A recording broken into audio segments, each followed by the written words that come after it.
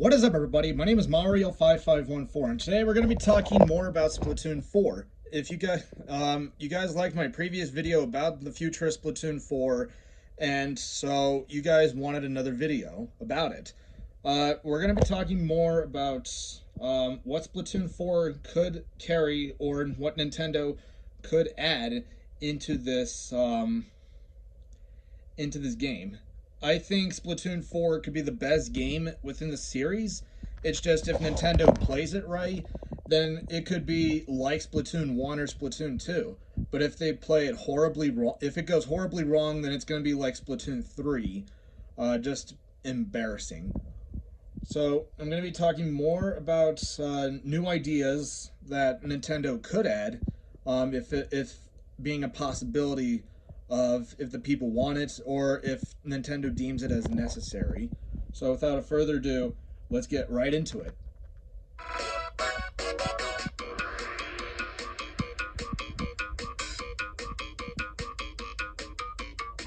All right, number one, we're going to be talking about ranked battles. Now, in my previous video, I talked about how the ranked battles are just looking the same, starting with Splatoon 1, going into Splatoon 2 and 3, as well as with a few differences that we've seen in my Splatoon talk video about the differences in Splatoon 1, 2, and 3. I was thinking about a new ranked battle idea. So currently the 4 ranked battles we have so far is that we have Rainmaker, Splat Zones, Tower Control, and Clan Blitz. But what about Capture the Flag? I mean, if you've watched Team Fortress 2, you guys can understand that there's a capture the flag game in that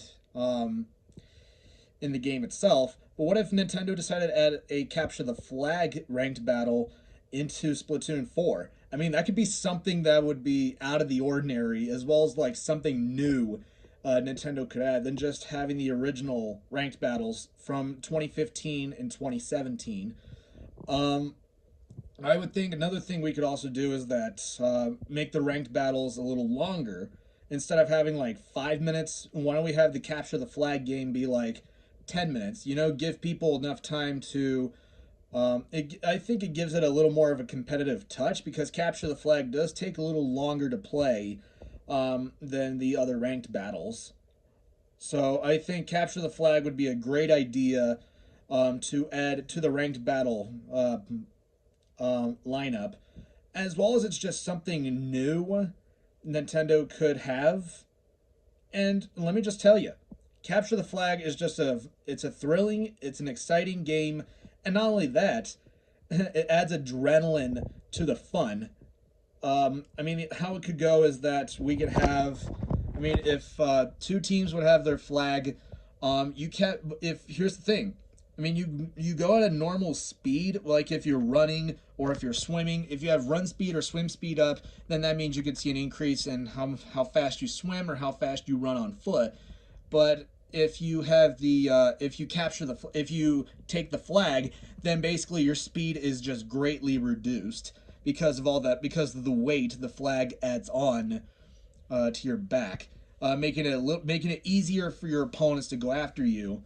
And here's the thing: if you get splatted and you drop the flag, your team has to they have 10 seconds to retake the flag before the opponents take it back to their side and secure it. The rule will go: if you capture the opponent's flag 3 times, your team wins. Same goes with the other team. If they capture your flag 3 times, you lose and they win. So I think capture the flag would be a great addition to the it would be a great idea to the it would be a new addition, something new Nintendo could add as just to keep the ranked battles interesting. So I would see capture the flag as like, yes, as well as it's something that gives other people ideas on like being strategic. It's just something that everyone can just play every once in a while. It's just very fun.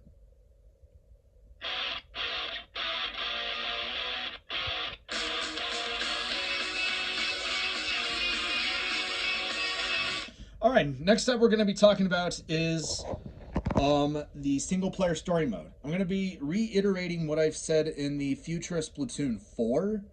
When I talked about how there could be like the Octarians would come back and invade, as in they take the Great Zapfish that's powering the tropical resort, as well as powering up the airports, and we would have to go up against them once again, like we've seen in Splatoon 1 and 2. As well as I also said that we saw Octavio helping us go against Mr. Grizz, and you would think that he would just be like one of us, right? Nah, he could pull a Dr. Wily like Dr. Wily did in Mega Man 11 when he would go back to being a villain as we see him. So I would think Octavio would go back to being the villain that we've seen him in as in Splatoon 1 and 2, as well as the prologue of Splatoon 3 when we have to fight against him, as he blames us or accuses us of stealing his troops away from him, actually. Um, we could have like a different hero suit. Maybe we could have like the same one that Agent 3 wore, as well as Agent 4. And when I mean Agent 3, I'm talking about the original Agent 3 from Octo Valley. I mean, I would think the original Agent 3 would not give up his hero suit because he may want to use it, in case he wants to step down, but I hardly doubt he's going to step down from being the captain. Um, I could just see like a whole nother scenario playing out as the Octarians have built something underneath the tropical resort, as well as something that would be like under the ocean outside of the resort that we would have to go into and fight Octavio once again. So I could see there's another opportunity for the Octarians to go after the Inklings once again, as we've seen in Splatoon 1 and Splatoon 2. Just something that's like out of the ordinary, or something that's like, wow. That kind of thing.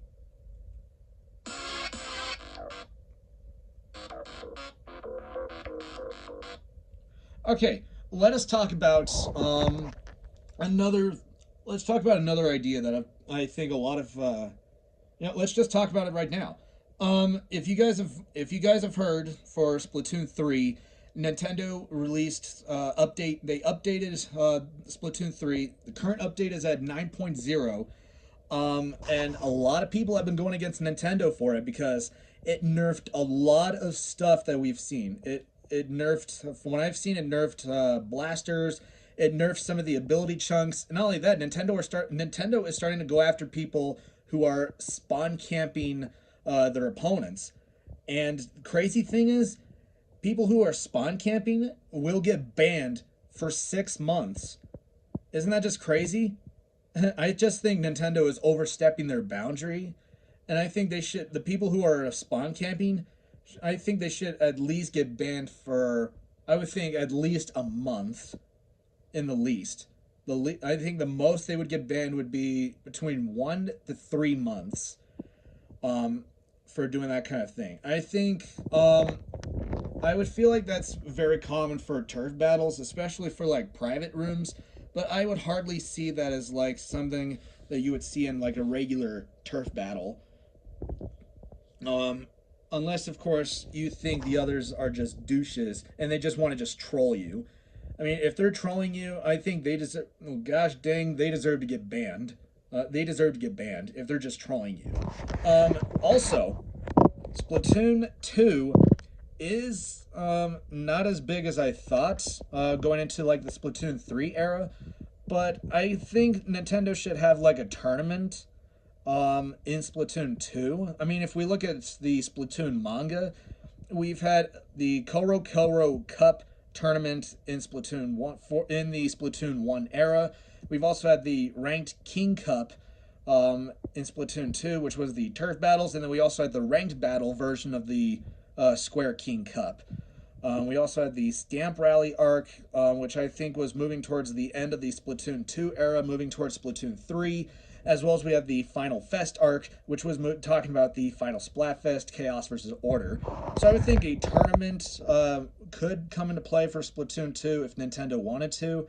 I just feel like it's something to have a relatable moment between, or have a similarity between the manga and the game series itself. Kind of have that moment of, oh yeah, like it's a bit there. The connection between the game and the manga itself. Just something that's just something to give something to keep the game fresh, you know, instead of just drying out in the sun.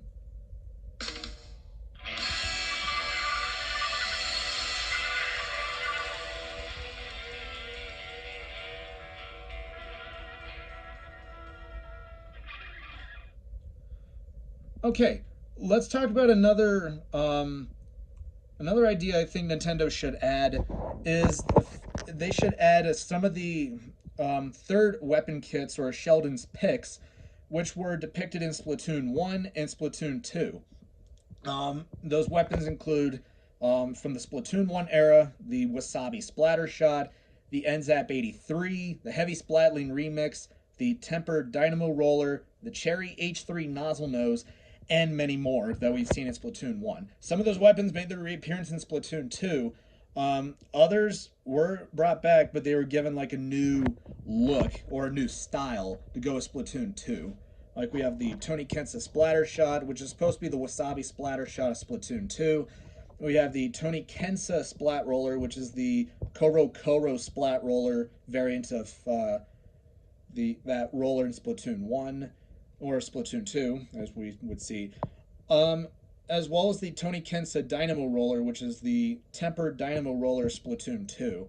Other weapons like the Heavy Splatling Remix and the NZAP 83 kept their original looks from the first installment, but they were just given a new weapon setup. With the NZAP 83 given Ink Sprinkler and Ink Storm, and with the Heavy Splatling Remix getting Point Sensor and the Booyah Bomb. So I would think the last update should be for 9.1, we could call it. Nintendo should bring back the third weapon kits or Sheldon's picks from Splatoon 1 and 2 and bring them to Splatoon 3. You know, just to kind of have it like the return of the originals. Like the OGs have finally come back. You know, it would be like, wow. It would be amazing, as well as a bit of a nostalgic return from what we've seen in Splatoon 1 and 2. So I would think that would be the best thing Nintendo should do to revive all those memories from 2015, as well as some from 2017, if whatever style they wish to choose. I would think 2015 would look much better because Splatoon is approaching its 10th anniversary next year in 2025. So I would think that last update, 9.1 update, would be the anniversary special that they would show in Splatoon 3 from Splatoon 1.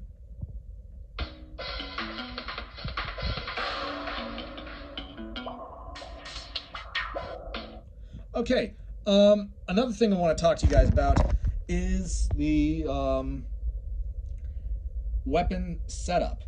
If you guys have seen, I mean, we're all familiar with the rankings of best to worst. If you guys have watched, I think Prochara, I think his name, yeah, that YouTuber did like a best and worst weapons lineup in Splatoon 1 as well as in Splatoon 3. I don't know about Splatoon 2. Comment down below the video if he did do a ranking of the best and worst weapons in Splatoon 2, like different weapon classes. I believe that Splatoon 4 should give you the ability to choose what weapon models you want to use. Like you can use the 2015 models from Splatoon 1, the 2017 models from Splatoon 2, or the 2022 models from Splatoon 3. I mean, I've made that idea in the Future Splatoon 4 video. You guys can watch that for yourselves, just to get like a refresher on it. I just think that Nintendo should add new ideas to Splatoon 4 instead of just taking old ideas from the previous releases and just throwing it in like, oh, look at this, we've added this in. Yeah, like hardly anything is going to change, and not that many people are just going to be like, oh, they put it back in, but they've changed it. Lovely.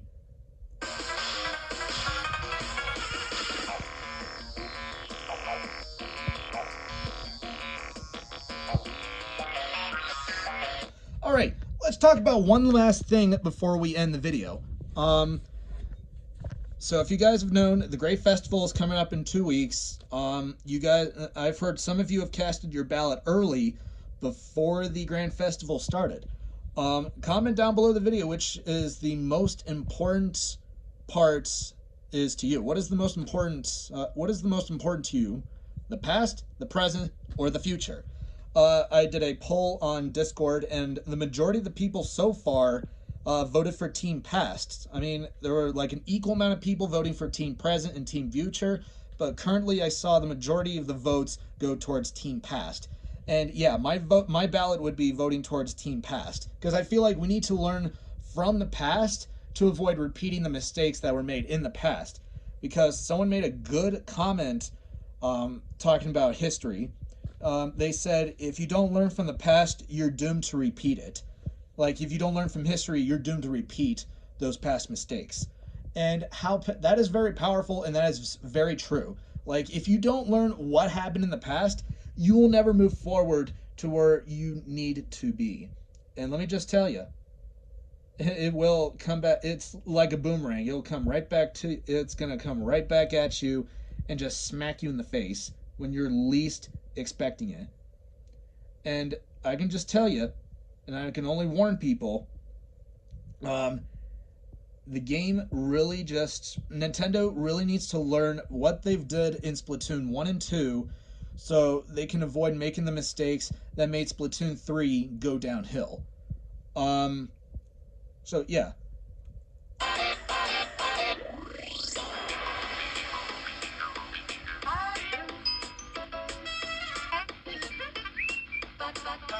All right, bonus material. This part of the video, we're going to be touching bases on the fact of the matter. Let us just do a few refreshers, as well as a bit of a point touch or touch base part in clarifying the truth of everything in Splatoon.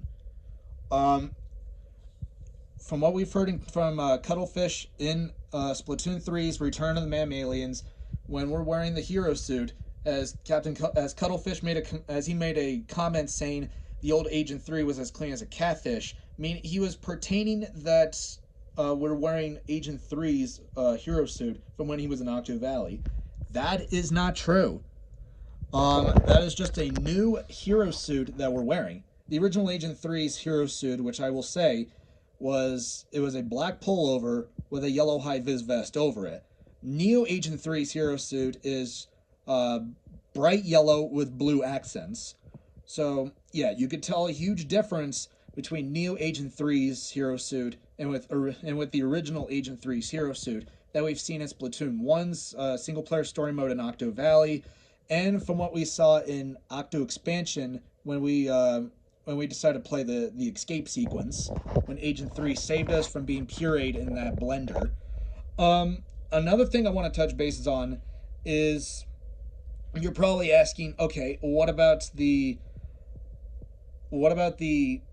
shall we just talk about Splatoon 2? What about Octo Canyon? Like, what about the hero suit Agent 4 was wearing? Theories were made that we were wearing Callie's, or Agent 1's hero suit, that she wore, but that is not true. I mean, if we look back at Splatoon 1, when we were playing as Agent 3 in Octo Valley, Captain Cuttlefish made a comment saying that we were wearing an old hand-me-down from Agents 1 and 2. So we were basically wearing what Agent 1 and Agent 2 were wearing before Agent 3 wore the hero suit. Because Agents 1 and 2 are Captain Cuttlefish's proteges in Splatoon 1, but if we look in Splatoon 2's Octo Expansion, Agent 3 is the Captain's protege, and Agents 1 and 2 are just like, just other agents that the Captain has on standby. Agent 3 and Captain Cuttlefish were not with Agents 1 and 2 after we complete the single-player story mode in Octo Canyon. As well as, Marie did hint a few things about Octo Expansion. Like, she mentioned, Agent 2 made a comment saying that she found Captain Cuttlefish in a chat room that we seen with Marina's chat room when they were chatting when Agent 8 was going through those test stations. Agent 2 found Captain Cuttlefish. She also made a comment about Octo Expansion, saying that she and Agent 1 are waiting for Agent 3 and Captain Cuttlefish to return from whatever they're doing. She was making a comment that Agent 3 and Captain Cuttlefish were with Agent 8 preventing Commander Tartar from destroying Inkopolis, and in fact destroying the entire world from what we've seen it. I mean, Commander Tartar was just an AI intellect that just went crazy, or who lost his insanity after being isolated and alone for more than 10,000 years. Um, so yeah, one more thing before we end the video is that I want to talk to you guys about the how can I explain this to all of you? Um, shall we say the games we've seen so far, none of them have ever mentioned anything or teasing anything about Splatoon 4. I mean, we've looked at Splatoon 3. We never heard them tease about Splatoon 4. I mean, we've heard the leaks, codename Spiral, from one of Nintendo's devs, as well as from the previous Splatoon games. We never heard a teaser or a sneak peek of Splatoon 2 and Splatoon 1, and we never heard anything for Splatoon 3 when we were in Splatoon 2. I mean, we've only heard hints of those kinds of actions being played out in the manga. With in Volume 3, we've hinted that they were going to be going to Inkopolis Square, which was like a train ride, a short train ride there. In Volume 16, we've in the Stamp Rally arc, we've seen a sneak peek or a bit of a hint that Team Blue would be going to the Splatlands, eventually to Splatsville. So it was playing out to the later games in the series. We never heard that at all or seen that in the game at all. So yeah, that's pretty much it for the video. If you guys like the video, be sure you subscribe. If you want to see more content relating to Splatoon 4, just send a comment below. Thank you guys for watching, and I will see you in the next video. Until next time, stay fresh.